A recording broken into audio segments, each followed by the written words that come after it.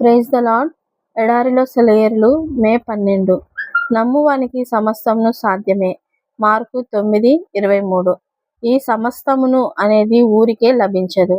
ఎందుకంటే విశ్వాసం అనే మార్గాన్ని మనకి బోధించాలని దేవుడెప్పుడూ తహతహలాడుతున్నాడు. మనం ఇలా విశ్వాసం అనే బడిలో చదువుకునేటప్పుడు విశ్వాసానికి పరీక్షలు కూడా ఉంటాయి. విశ్వాసంలో క్రమశిక్షణ, విశ్వాసంలో సహనం, విశ్వాసంలో ధైర్యం, ఇలా ఎన్నెన్నో మెట్లెక్కితేనే గాని విశ్వాసపు తుది మెట్టుకు రాము. ఈ తుది మెట్టు విశ్వాసంలో జయం. నైతికమైన సారం విశ్వాసం మూలంగానే వస్తుంది. దేవుణ్ణి నీవు అర్థించావు, కానీ జవాబు లేదు. ఏం చేయాలి? దేవుడి మాటల్ని నమ్మడం మానుకోకూడదు. నీకు కనిపించే వాటిని, అనిపించే వాటిని ఆధారంగా చేసుకుని దైవ వాగ్దానాల నుండి తొలగిపోకూడదు.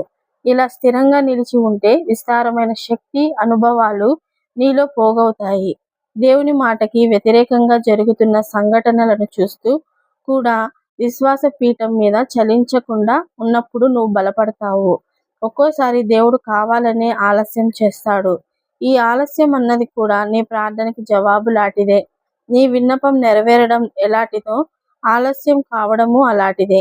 బైబిల్లోని భక్త శిఖామణులందరి జీవితాల్లోనూ దేవుడు ఇలానే పనిచేశాడు.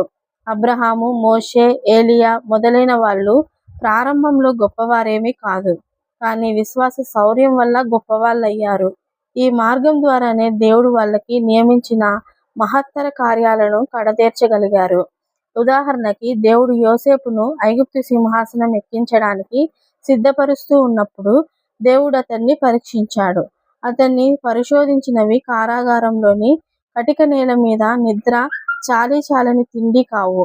దేవుడే ప్రారంభంలో అతనికి దక్కబోయే అధికారం, ప్రతిష్టల గురించి అతని అన్నల కంటే తాను గనుడవుతాడని అతనికి చెప్పాడు. ఈ వాగ్దానమే అన్ని సంవత్సరాలు అతని మనసులో ఉంది. అయితే అతను ముందుకు వెళ్తున్న కొద్దీ అడుగడుక్కి ఈ వాగ్దానం నెరవేరే సూచనలు కనుమరుగైనాయి.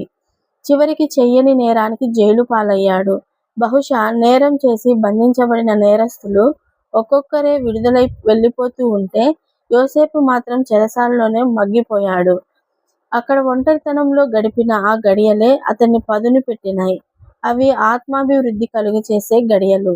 చివరికి అతని విడుదలకి ఆజ్ఞ వచ్చినప్పుడు తన అన్నలతో ఎలా వ్యవహరించాలన్న జ్ఞానం అంతా అతనికి అబ్బింది. దేవునిలో తప్ప మరెక్కడా కనిపించని ఓర్పు, ప్రేమ అతనిలో నిలిచాయి. ఇలాంటి అనుభవాలు మనకి నేర్పేటంత శ్రేష్టమైన పాఠాలు మరెక్కడా నేర్చుకోలేము. ఒకసారి దేవుడు ఒక పని చేస్తానంటూ పలికి రోజులు గడిచిపోతున్నా ఆయన దాన్ని చేయకుండా ఉంటే అది మనకి కష్టంగానే ఉంటుంది. అయితే విశ్వాసంలో క్రమశిక్షణ నేర్చుకొని దేవునికి సంబంధించిన జ్ఞానాన్ని పెంపొందించుకోవడానికి ఇదే మార్గం. మరే విధంగానూ ఇది సాధ్యపడదు.